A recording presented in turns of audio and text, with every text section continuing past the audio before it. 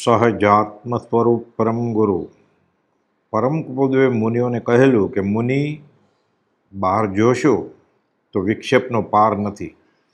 એ અંગે તમારો પ્રશ્ન છે.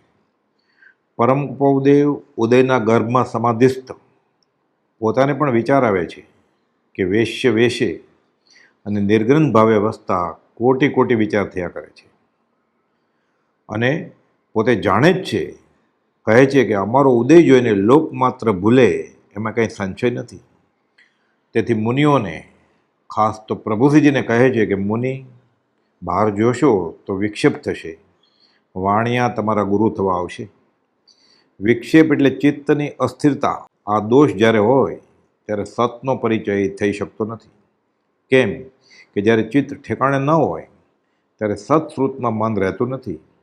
વિક્ષેપથી સ્થિતિકરણમાં અંતરાય થાય.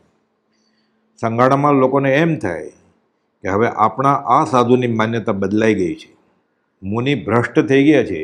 અને સંપ્રદાયના લોકો કુપાલદેવ અંગે એમ કહેતા કે એ તો ગૃહસ્થ છે, એ સંસારી છે, એ વેપારી છે અને તેને આ સાધુ વળગ્યા છે. બાહ્યથી પરમ કુપાલદેવ ગૃહસ્થ છે, મુનિ ગૃહસ્થને જ્ઞાની માને છે. આ યુવાનને આ વેપારીને ગુરુ ધાર્યા, તેને પત્રો પણ લખે છે, તેના મોકલેલા પત્રો વાંચે છે અને તેની પાછળ પણ દોડે દોડે જાય છે, તેના ફોટા રાખે છે વગેરે વગેરે. પરમ કુપદેવ પોતે આ સર્વના જાણ છે. ઉદય ગર્ભમાં અબંધ દશાએ સ્થિત છે. કોણ ઓળખે? અંતરચક્ષુ જોઈએ, અંતરદ્રષ્ટિથી રાજ નિહાળો, બાહ્ય દ્રષ્ટિ દુઃખદાય. ચામડાની આંખથી ઓળખાય નહીં. બિના નયન પાવે નહીં, બિના નયન કી બાત. આંતરચક્ષુની વાત છે. ઓળખે તે તેના જેવો થાય. જ્ઞાનીને ઓળખે જ્ઞાની. પ્રભુજી તો કહેતા કે અમારે સંગાડાની લપ ગઈ, લોકમુખે પોખ. જગત જીવ હે કર્માધીના, અચરજ કછું ન લીના. આપ સ્વભાવ મેં રે, અવધૂત સદા મગન મન રહેના. લોકોનો પણ વાંક નથી. કેમ કે બાહ્ય દ્રષ્ટિ જ છે. જ્ઞાની ઓળખવામાં જાતિ વૃદ્ધતા, વય વૃદ્ધતા કે પર્યાય વૃદ્ધતા જોવાની નથી. માત્ર જ્ઞાન વૃદ્ધતા એ જ જોવાનું. ગુણા પૂજાસ્થાનમ ગુણીષુ ન ચ લિંગ ન ચ વય. પરમ કુપદેવ વચનામૃત 257માં કહે છે કે જીવ સ્વભાવે એટલે કે પોતાની સમજણની ભૂલે દોષિત છે, ત્યાં પછી તેના દોષ ભણી જોવું એ અનુકંપાનો ત્યાગ કરવા જેવું થાય છે. તેથી એવા નિમિત્તોથી દૂર રહેવું સલાહ ભરેલું છે, જેથી વિક્ષેપ જ ન થાય. જાપે જૈસી વસ્તુ હૈ વૈસી વે દિખલાય, વાંકા બુરા ન માનીએ કહાં લેને વો જાય. કૂતરો ભસે છે તો કૂતરો ભસે જ, એ કંઈ ભાંભરે નહીં. કાગડો કાકા કરે છે, કરે જ, એ કાંઈ ટવકા ન કરે કોયલની જેમ. જે તે તેના સ્વભાવ પ્રમાણે દેખાય. બાવળમાં કાંટા છે હોય તે તેનો સ્વભાવ છે. કર્મ અનંત પ્રકારના, પ્રકૃતિનો વિસ્તાર અનંતો છે. તેથી સર્વજીવને કંઈ સમ્યક સમજાય નહીં, સમ્યક પરિણમે પણ નહીં. કુંડે કુંડે નવ પય, તુંડે ટુંડે મતિ ભિન્ના. બધા કુંડમાં અલગ અલગ પાણી અને બધા કપાળે, બધા માથે અલગ અલગ બુદ્ધિ અને સમજણ. પરમ કુપદેવે કહ્યું છે કે અક્કલનો વરસાદ વરસે તો પણ જીવની બુદ્ધિ ઠેકાણે ન આવે અને પ્રત્યેક તીર્થંકરના વચન પણ અસર ન કરે. એ તો જીવ સ્વયં બદલે તો. સર્વને સમ્યક ઓળખાણ ન થાય તેથી મનોકલ્પિત વિકલ્પો ઉઠાવે. કહે છે કળિયુગમાં અસત્સંગથી અને અણસમજણથી ભૂલ ભરેલા રસ્તે ન દોરાય એમ બનવું બહુ મુશ્કેલ છે. એટલે લગભગ ભૂલ થઈ જ જાય. બોધમાં કહે છે બિચારા કુગુરુનો પણ વાંક નથી, એ પણ માર્ગના અજાણ છે, તેથી તેમ વર્તે છે. પોતાની સમજણ પ્રમાણે ધર્મ બોધે છે અને ઓક સંજ્ઞામાં, પોતાના ટોળામાં, પોતાના ખ્યાલમાં બાળા ભોળા કે પરમાત્મા અજાણ જીવોને જકડાયેલા રાખે છે. આ બધું જ્ઞાનીની દ્રષ્ટિમાં નિંદાપાત્ર નહીં, દયાપાત્ર છે. જ્ઞાની તો સમજે જ છે અને બોધે છે કે પરાઈ મૂર્ખતા કાજે મુખે તું ઝેર ના પીજે. દર્દી ડૉક્ટરની દવા લે નહીં તો કંઈ ડૉક્ટરે મરી ન જવાય. કુળ ધર્મ દ્રઢ કરવા, દુરાગ્રહ સેવવા, જૈનના શાસ્ત્રો વાંચવાના નથી. વૈરાગ્યને ઉપજે તેવું કરવાનું છે. પરમ કુપદેવ કહે છે કે અર્ધમાગધી ગાથાઓમાં, મૂળ આગમ સૂત્રમાં ક્યાં એવી વાતો છે કે આ ઢૂંઢિયો ને આ તપો, એવી વ્યાખ્યા તેમાં હોતી નથી. લોકદ્રષ્ટિનું વિચક્ષણપણું, લોકમાન્ય ધર્મ સદ્વાનપણું તો પ્રત્યેક ઝેરનું ગ્રહણ છે. પણ જીવનો માપદંડ જ લોકસંજ્ઞા છે. તેથી જીવ સંપ્રદાયના કુંડળામાંથી બહાર નીકળી શકતો નથી અને જ્ઞાનીને યથાર્થ ઓળખી શકતો નથી. બહાર તો સંપ્રદાયમાં વિધિ નિષેધના આગ્રહને બળવાન પણ આરાધાય છે અને તે જ ધર્મ અને તે જ ધર્મ સેવાનું ફળ મનાય છે. અને અહીં તો મૂળ માર્ગ સાંભળો જીનનો રે, તીર્થંકરના હૃદયની વાત લઈને આવ્યા છે.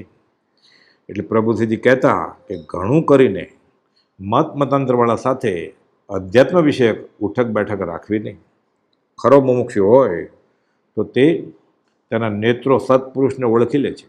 પણ જ્ઞાનીની ઓળખમાં રિદ્ધિયાદિક યોગ, સિદ્ધિયાદિક યોગ, ચમત્કાર કે ભૌતિક લાભની ઈચ્છા હોય, અથવા તો જ્ઞાની હોય તો મારા પોતાના સંપ્રદાયમાં જ હોય, મારા જ સંગાડામાં હોય, એ ખ્યાલોને લઈને જીવ પરમાર્થથી વિમુખ જ રહે છે.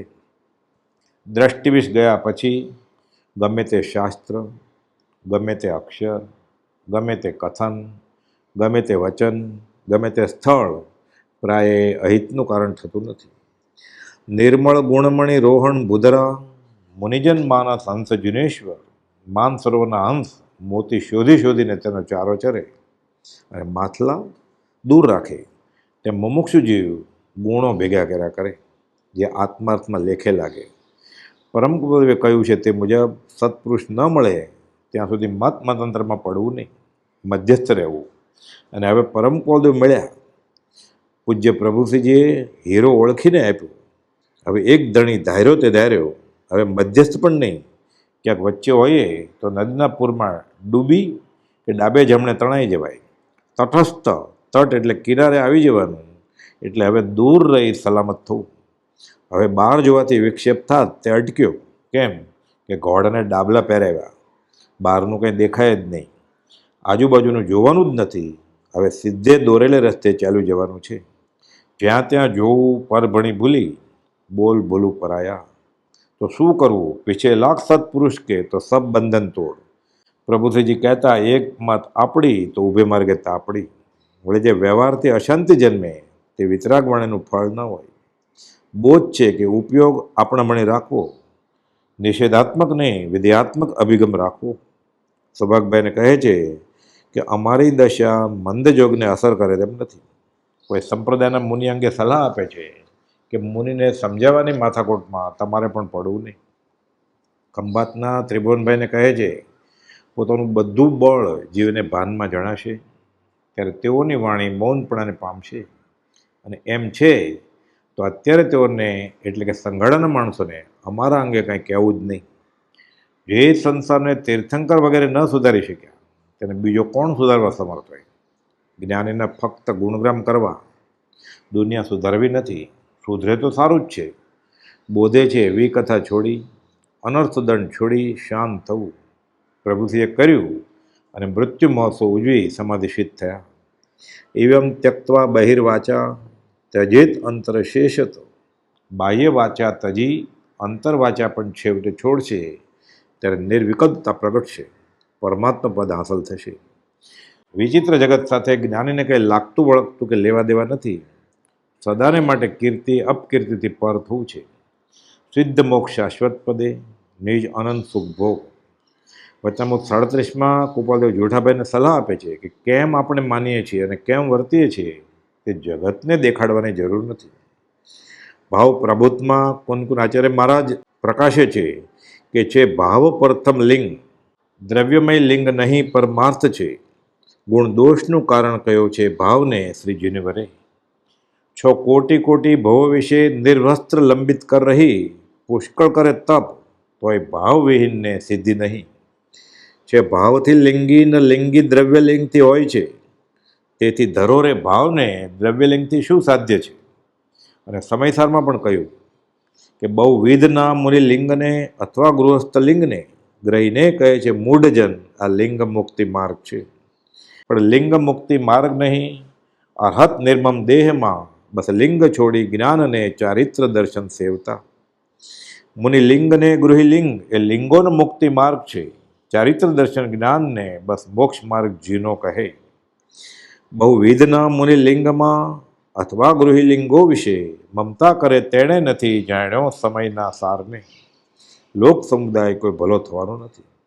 અને વળી જગત તો પુણ્ય અને ગુણનું દ્વેષી છે, પણ જ્ઞાનિકો વિસ્મય નહીં, પર નિંદક સંસાર. તજે ન અસ્તિ ચાલની જ ભૂકત સ્વાન હજાર, સહજાત્મ સ્વરૂપ પરમ ગુરુ.